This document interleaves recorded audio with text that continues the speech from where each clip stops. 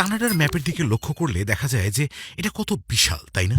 দক্ষিণের এই প্রান্ত থেকে উত্তরের এই প্রান্ত পর্যন্ত দূরত্ব প্রায় ৩,৯২০ কিলোমিটার।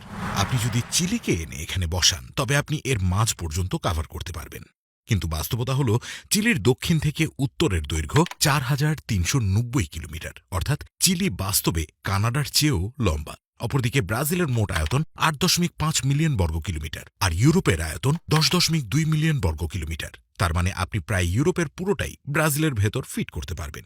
এরপর সবচেয়ে আলোচিত গ্রিনল্যান্ড, যা দেখতে মনে হয় আফ্রিকা মহাদেশের সমান, তবে বাস্তবে এটি আসলে আফ্রিকার একটি দেশ, ডেমোক্রেটিক রিপাবলিক অফ কঙ্গো থেকেও ছোট।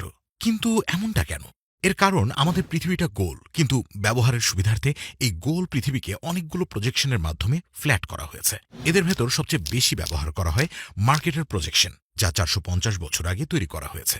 এই ফ্ল্যাট ম্যাপে সব দেশের সাইজ যদি অপরিবর্তিত রাখা হয় তবে একটি দেশ আরেকটি দেশ থেকে বিচ্ছিন্ন হয়ে যাবে। এ কারণে নিরক্ষরেখা থেকে নিচের দিকের দেশগুলো তুলনামূলক ছোট এবং উপরের দেশগুলোকে বড় দেখা যায়।